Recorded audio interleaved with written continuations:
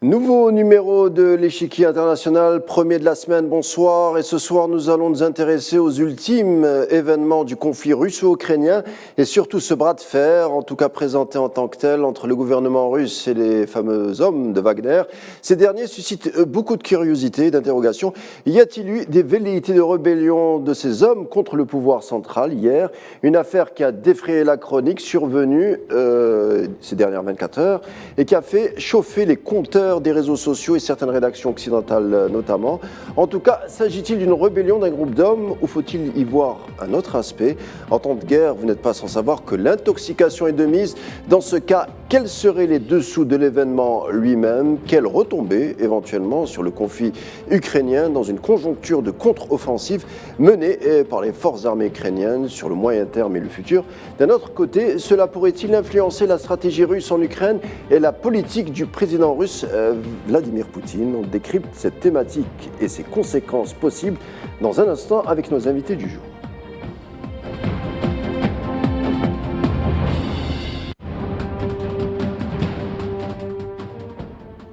Et oui, les spécialistes et les observateurs du conflit russo-ukrainien ont vécu une journée folle hier où les hommes d'Evgeny Prigojine, avec sa fameuse entité paramilitaire privée Wagner, ont durant quelques heures fait une encartade et menacé le pouvoir central russe avant de regagner leur caserne sous l'impulsion du président biélorusse Alexander Loukachenko. Que cache donc cet événement digne d'un roman d'espionnage russe? Quelles conséquences sur la suite du conflit? Pour nous en parler, nous avons le plaisir de recevoir Karine Béché-Golovko, professeure et spécialiste du monde russe au sein de l'Université de Moscou. Bonsoir madame. Vous m'entendez? Oui, je vous entends. Bonsoir. Vous serez rejoint par Taufer Hamel, docteur en histoire militaire au sein de l'Université de Paris ou Montpellier. Montpellier. Montpellier, parfait. Montpellier, bonsoir, bienvenue. Bonsoir. Mais plantons tout de suite le décor avec l'allocution du président russe Vladimir Poutine par rapport aux événements d'hier. On revient juste après.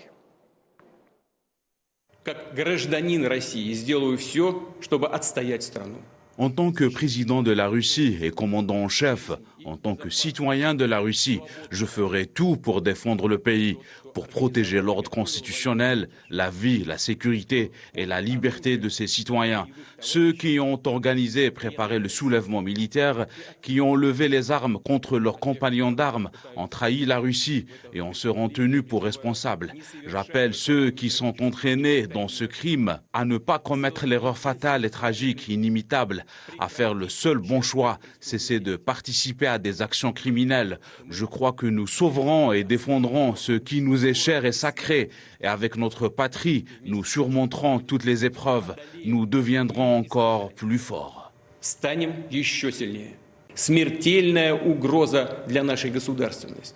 Je le répète, toute agitation interne est une menace mortelle pour notre État, pour nous en tant que nation. C'est un coup dur pour la Russie, pour notre peuple. Nos actions pour protéger la patrie d'une telle menace seront dures. Tous ceux qui ont délibérément pris le chemin de la trahison, qui ont préparé une mutinerie armée, qui ont pris le chemin du chantage et des méthodes terroristes, subiront un châtiment inéluctable. Répondront à la fois à la loi et à notre peuple. Voilà, vous venez d'écouter le président russe, son allocution après les événements d'hier. Alors on l'a dit, un groupe de paramilitaires qui fait une encartade et menace le gouvernement russe, le pouvoir central, avec des mouvements de troupes. Cela n'arrive pas tous les jours en Russie, même si le groupe d'hommes de Wagner a rejoint les casernes par la suite. Alors Karine Béché-Golovko, vous qui habitez en Russie, dites-nous ce qui s'est réellement passé et surtout comment est perçue cette affaire en Russie. Alors, cela a été un choc parce que personne ne s'attendait à ce que Prigojine lance réellement une mutinerie armée et appelle à monter vers Moscou pour prendre le pouvoir. Et cela après avoir pris le contrôle de Rostov-sur-le-Don, qui est quand même une ville importante. Cela a été rendu possible, je dirais, suite à un enchaînement de différentes circonstances. Tout d'abord, dans les années 2010, la Russie a adopté toute une série de réformes néolibérales qui ont notamment concerné l'armée, avec une réduction du nombre de personnes et un renforcement en contrepartie de la dimension technologique. Parce que, selon les consignes globalistes, il n'y aurait plus de conflits traditionnels, donc les États n'auraient plus besoin de tenir une armée importante, ce qui libère le budget, est plus efficace, etc. Résultat des courses, quand, après les provocations et agressions des pays de l'OTAN en Ukraine, la Russie est obligée de réagir en février dernier, enfin il y a 2 ans, dans ce cas-là, elle se retrouve contrainte de requérir l'aide de Wagner, qui jusque-là était une armée privée, mais qui intervenait uniquement sur un territoire étranger. Et là, il y a eu un changement de paradigme, puisque parallèlement à l'armée régulière, on se retrouve avec une armée qui est tenue quand même par un individu assez particulier. Rappelons quand même que Prigojine est un repris justice. On va en parler. Voilà, il est bien rentré dans les années 90 dans le business comme beaucoup à cette époque-là, mais on a vu monter et changer cet individu.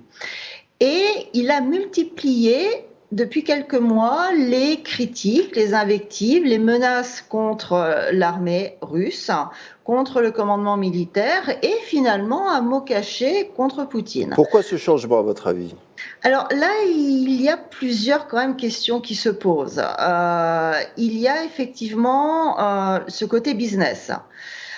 Il a été, après différentes critiques, il a été écarté de Bakhmout. Donc pour lui déjà c'est une perte d'activité, c'est une perte de revenus et il doit payer entre guillemets ses hommes. Deuxième aspect, le ministre de la Défense, Shoigu, a, à juste titre, adopté un décret obligeant les différentes formations privées et de volontaires de s'unifier au sein de l'armée, puisque c'est normal, c'est une armée nationale, c'est pas quand même un composite, chacun fait ce qu'il veut.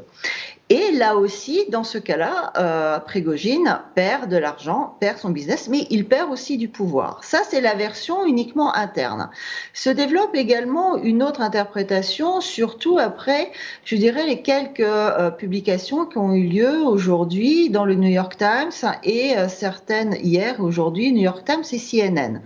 Et là, on apprend que le renseignement militaire américain aurait déjà été au courant depuis quelque temps et que finalement, toutes ces déclarations de Prigojine à l'encontre de l'armée russe, selon laquelle il manquait de munitions, c'était faux, puisqu'il, en fait, récupérait une partie des munitions pour préparer ce qui a été qualifié de coup d'État, notamment par Dmitri Medvedev. Donc là, la question se pose, est-ce qu'il a été retourné ? À quel moment il a été retourné ? On va en parler. Toufaira Hamel, dans la suite de ce que disait votre interlocutrice, Karine Béché-Golovko, à votre avis, pourquoi Wagner et leur chef Prigojine ont renoncé à la dernière seconde, selon vous ? Alors, globalement, il faut voir le contexte dans lequel Wagner s'est rebellé et a connu un tel retournement de situation. Il y a différentes lectures de la situation, mais cela fait depuis des mois que en tout cas le chef de Wagner ne cesse pas de critiquer le ministre de la Défense ainsi que une grande partie des dirigeants militaires. Alors, globalement, il y a différentes explications, mais l'une des explications, c'est qu'on se retrouve avec le ministre de la Défense russe qui a une stratégie qui est complètement différente de celle qui a été suivie par Wagner. Dans le cas du ministère de la Défense, la stratégie, c'est pour l'instant à mener une stratégie défensive dans le sens où il n'y a pas une volonté de conquérir de nouveaux territoires. À partir de là, l'objectif principal, c'est de défendre les territoires qui ont été annexés suite à des référendums qui ont lieu récemment. Mais dans le cadre de Wagner, surtout après de Bakhmout, lui opte pour une stratégie beaucoup plus offensive. Ça veut dire dans le sens, au lieu de se replier sur la défense de ses territoires, lui, en tout cas, lui et son équipe veut aller vers des stratégies de confrontation et consiste à même pousser les Ukrainiens. Ça fait pas. On se retrouve avec deux acteurs qui ont des stratégies qui sont complètement différentes. Ensuite, il y a ce qu'on appelle le discours du dirigeant Wagner vise clairement à discréditer le. On va en parler dans un instant. Karine Béché-Golovko, une journée donc, on le disait, sous haute tension. Celle-ci retombe quelque peu en fin de journée par l'intermédiaire du président biélorusse Alexander Loukachenko. Le président Vladimir Poutine a parlé, lui, de coups de poignard dans le dos. Que retenir finalement de cet épisode hier au sujet du système russe et la situation du conflit en Ukraine ? Alors, la première leçon, c'est que la Russie, comme État, fonctionne. Et ça, c'est extrêmement important puisque malgré cette provocation de Prigojine, qui il y a encore quelques jours était présenté presque comme un héros national pour toute une partie des élites, des médias alternatifs, etc., finalement, l'armée ne l'a pas suivi, la population ne l'a pas suivi, et les élites ne l'ont pas suivi. Donc, il est complètement discrédité. Isolé, politiquement, il est fini. En Suisse, ce qui est intéressant, c'est de voir que ce jeu diplomatique a été extrêmement bien mené, puisque finalement, le président russe a évité la guerre civile. Il aurait pu très simplement lancer l'armée régulière contre Prigojine. Il ne maîtrise pas le ciel, Prigojine. Il peut très facilement se faire attaquer et la question aurait été réglée. Mais le sang aurait été versé, beaucoup plus qu'il ne l'a été. Et là, il y aurait eu risque de diviser la société, puisqu'en fait, il y aurait eu cette figure du héros sacrificiel, peut-être d'ailleurs ce qui était attendu. Or, par l'intermédiaire de Loukachenko, sans intervenir lui-même, mais en faisant intervenir un chef d'État, donc c'est quand même un niveau important, il a conduit Prigojine à revenir un petit peu les pieds sur terre. Et finalement, il semblerait que Prigojine ait compris, surtout après le discours de Poutine, qu'il a perdu son dernier soutien. Loukachenko et Prigojine se connaissent depuis 20 ans, il faut le souligner. Voilà, tout à fait. Donc pour lui, c'était aussi un rapport de confiance. Et cela a permis en fait d'éviter que le sang soit versé, d'une part, d'autre part de maintenir la continuité des institutions et le fonctionnement normal des institutions, ce qui est absolument fondamental, parce que quand même la Russie historiquement a connu énormément de révolutions, de temps de troubles, de chutes d'État. C'est quelque chose qui peut toujours se produire ici. Et il est absolument fondamental justement d'éviter de faire de ses propres mains ce que l'Occident ne peut pas faire lui-même. Justement, Karine Béché-Golovko, je voudrais qu'on dise un mot sur Evgeny Prigojine, qui a une trajectoire particulière, ancien gangster condamné à 20 ans de prison pour vol répété.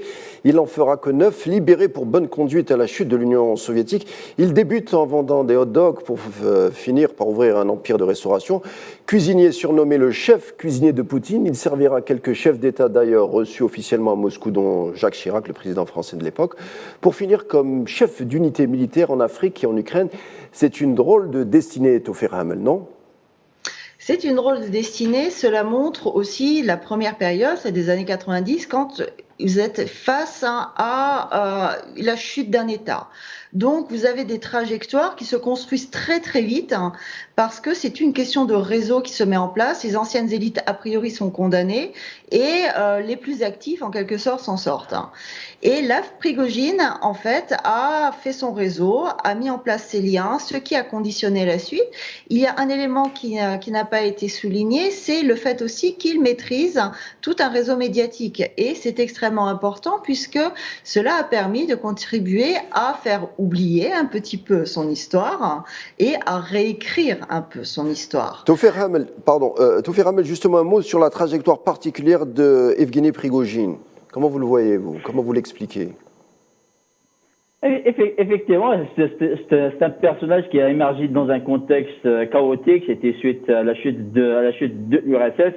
Et généralement, dans les moments de chaos, les systèmes de valeurs changent complètement. Ce qui fait que n'importe qui a de l'influence, qui a un certain pouvoir, peut et émerger et prendre une place importante au sein de la société.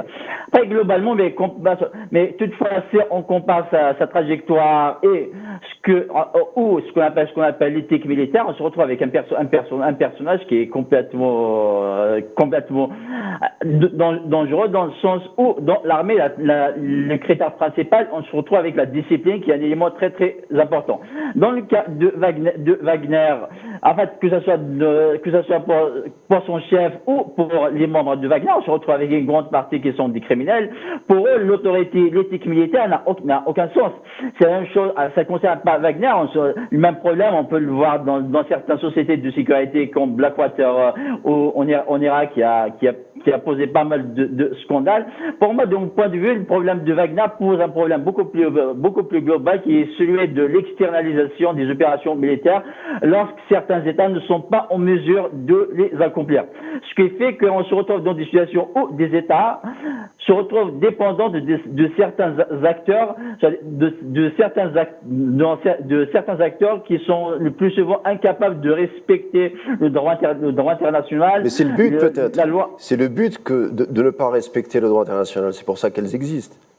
Et initialement, et justement, l'un des inconvénients, c'est qu'on se retrouve avec de telles situations où ce type d'acteurs sont difficilement maîtrisables pour différentes raisons, parce que fondamentalement, ce qui les intéresse, c'est faire le profit. C'est-à-dire qu'en termes de fiabilité, en termes de loyauté, ce sont des acteurs qui posent un problème. On ne peut pas se fier à eux. Il suffit juste de trouver quelqu'un d'autre qui est capable de les payer davantage. Elles peuvent se retourner contre eux. Ce que je veux dire, à partir de là, pour les États ont intérêt à mieux former leurs armées et compter davantage sur des armées professionnelles, ce qui évite de se retrouver devant de telles situations. C'est entendu. Karine Béché-Golovko, jusqu'à l'année dernière, la majorité de la société russe n'avait que très peu entendu parler du groupe Wagner. Le groupe présent dans beaucoup de pays d'Afrique ou hier en Syrie, mais il y a une zone d'ombre sur ses financements. Que pouvez-vous nous dire sur cet aspect ? Alors effectivement, il était peu connu, et c'est justement cette logique dont vient de parler notre collègue qui est exacte. Ce sont des groupes qui sont quand même à la limite du droit et, comme vous l'avez souligné, qui interviennent justement parce que l'État ne peut pas intervenir ouvertement dans certaines situations. Il faut donc laisser faire le sale travail par d'autres. Cela ne posait aucun problème tant que le sale travail était fait à l'extérieur, sur d'autres terrains. Et à partir de là, les financements pouvaient être plus ou moins opaques. Prigojine lui-même disait que les financements le paiement de ces hommes se faisait toujours en liquide et cela n'avait jamais posé de problème. Donc, et c'est fait pour être opaque puisque nous sommes vraiment à la marge, nous sommes dans la zone grise. Or, le problème est venu à partir du moment où la Russie a décidé d'employer sur son propre territoire une entreprise qui n'est pas faite pour ça. Sur son propre territoire, on utilise l'armée régulière du pays. Et là, il y a eu un déplacement et l'on voit effectivement ces deux logiques différentes. D'un côté, cette logique qui reste une logique criminelle parce que Prigojine n'a pas changé, il suffit de l'entendre parler d'ailleurs pour s'en convaincre. Et à côté de ça, la logique de l'armée qui a une logique étatique, qui a une vision systémique. Donc là, ça n'est plus compatible. D'accord, pardon. Et cela a permis, juste une chose très très courte, cela a permis aussi de développer chez cet individu des volonté politique et à mon avis il a été retourné également parce qu'on lui a insufflé certaines volontés politiques. C'est intéressant ce que vous dites. Retourné par qui ? C'est intéressant. Alors ça c'est la question. On se souviendra aussi qu'il a beaucoup travaillé à un moment donné. Vous vous souvenez ce groupe de hackers qui a été accusé d'avoir travaillé également contre les États-Unis, etc. Il semblerait qu'il ait été lié à ce genre de choses. Et beaucoup de questions se posent aussi quand les États-Unis ont dit qu'il y avait eu des contacts avec lui. Mais Béché-Golovko, excusez-moi, mais on est en Russie quand même où il y a une culture du renseignement, du surrenseignement, du triple renseignement.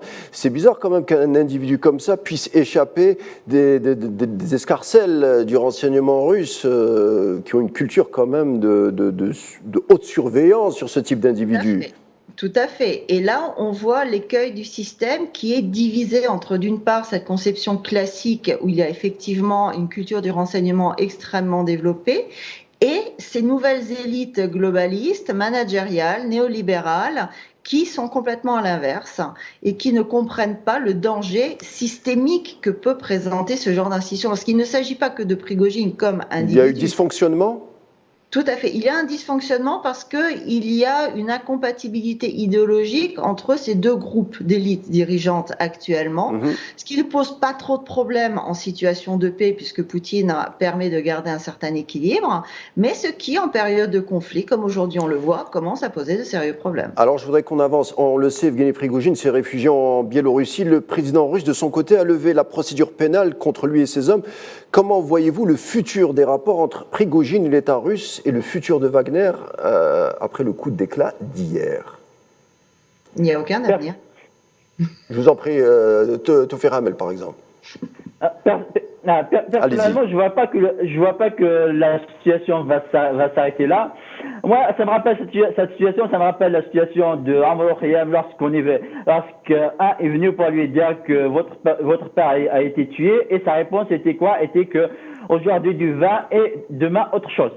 Et lendemain, elle a pris la décision de ne plus voir jusqu'à ce qu'elle a pu venger son père. De mon point de vue, pour l'instant, le président russe et l'État russe, pour l'instant, sa priorité principale est de réussir les objectifs de la guerre en Ukraine. Mais sur la question de Wagner, de Prigojine, j'en doute qu'elle va s'arrêter là. Pour l'instant, on va essayer de continuer et de réaliser les objectifs de la guerre, mais il y a de fortes possibilités que cette situation sera réglée plus tard. Ensuite, quand on regarde ce que Wagner a fait, c'est pas quelque chose qu'on peut négliger facilement. Quand même, il y avait des choses qui ont été faites. On a tiré sur des hélicoptères, on a tué des soldats russes. On est dans quelque chose de trahison. Comme ça a été dit par le président. Tofé Ramel, pour le spécialiste militaire que vous êtes, quand on étudie l'histoire militaire, la pensée militaire russe ou l'art opératif du célèbre Alexander Svitchine, on conclut que la stratégie militaire russe repose beaucoup sur l'art du trompe-l'œil, la désinformation militaire, notamment durant la bataille de Bargassion, quand les soviétiques ont terrassé 20 divisions blindées en Biélorussie en 1944, je crois, juin 1944, en orchestrant des fausses manœuvres, qui est un vrai tournant du conflit de la Deuxième Guerre mondiale. Poutine, en tant qu'ancien du KGB, connaît que trop bien ces classiques. L'affaire d'hier peut-elle être rangée dans cette catégorie de trompe-l'œil? Je m'en doute, de mon point de vue, c'est pas le cas. L'affaire est assez sérieuse. Moi, de mon point de vue, cette affaire, il faut voir la question pour l'instant, ce qu'on reproche à Poutine. Une grande partie de la population russe soutient la guerre en Ukraine. En fait, ce qu'on lui reproche le plus souvent, c'était que Poutine ne va pas assez loin dans cette guerre. Et une grande partie de la population russe veut que le président Poutine aille beaucoup plus loin dans la stratégie militaire, ce que le président Poutine a refusé jusqu'à maintenant pour différentes raisons qui ont été évoquées à travers son discours, le fait que l'Ukraine faisait partie de l'histoire russe, mais globalement, ce qu'on reproche à Poutine, c'est de ne pas aller trop loin. Il y a de fortes possibilités il y a beaucoup qui soutiennent justement ce discours que la Russie doit aller beaucoup plus loin dans cette guerre en Ukraine, parce que cette guerre en Ukraine dépasse de loin la guerre en Ukraine. Il y a beaucoup qui voient cette guerre comme une guerre avec l'Occident, et que la Russie se présente comme un acteur molle dans cette guerre. Ce qui est dans le discours pédagogique et nationaliste du président, du chef de Wagner, justement, le plus souvent, c'est ce qui est reproché au ministère de la Défense. On arrive à la fin. Tofé Ramel, je reviens vers vous. Karine Béché-Golovko, on ne peut le nier, Poutine a remis l'État russe au centre avec une consolidation d'une politique sociale conséquente et un retour de la Russie dans l'échiquier mondial. On ne peut le nier, mais après des mois de guerre en Ukraine, y a-t-il un ras-le-bol autour de ce conflit, un ras-le-bol de la population russe, ou au contraire, on est vent debout derrière l'opération spéciale en Ukraine? Non, il n'y a pas un ras-le-bol. Les gens attendent en revanche qu'il y ait un peu un changement de stratégie. Et déjà que cette stratégie existe, qu'on ne parle pas à chaque fois de réponse à quelque chose qui a été fait, c'est-à-dire que la Russie ne dépend pas de l'attaque ou de la non-attaque de l'armée atlantico-ukrainienne, mais qu'elle-même mette en place une stratégie. La population attend également qu'au-delà des termes assez flous quand même de dénazification, démilitarisation, etc., l'on comprenne un petit peu est-ce que l'on va réellement libérer tous les territoires qui sont rentrés dans la Fédération de Russie ou finalement on va s'arrêter sur les bords du Dniepr. Et est-ce qu'on va jusqu'à Kharkov? On ne va pas aller jusqu'à Kharkov. Il y a beaucoup de questions très concrètes qui se posent au niveau de la population qui, effectivement, je suis d'accord, attend en fait une position beaucoup plus ferme et ne supporte plus d'entendre parler de négociations, de conditions favorables, de gestes de bonne volonté. Il y a une saturation en fait de ces compromis et il est temps que les élites politiques russes comprennent aussi que il faut savoir aussi, à un moment donné, réellement durcir le ton et poser un certain discours cohérent. Espérons que ce qui s'est passé hier, qui n'a rien d'une stratégie d'un coup d'échec en 10 points, comme on entend souvent parler, mais a été réellement une piqûre de rappel pour les élites russes de ce qui peut se passer si jamais elles n'assument pas le réel soutien et mouvement et l'attente patriotique qui existent dans la population. Voilà, merci beaucoup. Ça sera le mot de la fin. Merci de nous avoir renseignés sur les événements d'hier. Ça sera le mot de la fin, on vient de le dire. Merci de nous avoir prêté attention. Karine Béché-Golovko, professeure à l'Université de Moscou, merci d'avoir été des nôtres, rejoint par Toufer Ham, l'historien militaire. Grand merci également à vous téléspectateurs. Pour ma part, je vous retrouve demain pour une autre émission de l'Échiquier international. D'ici là, portez-vous bien.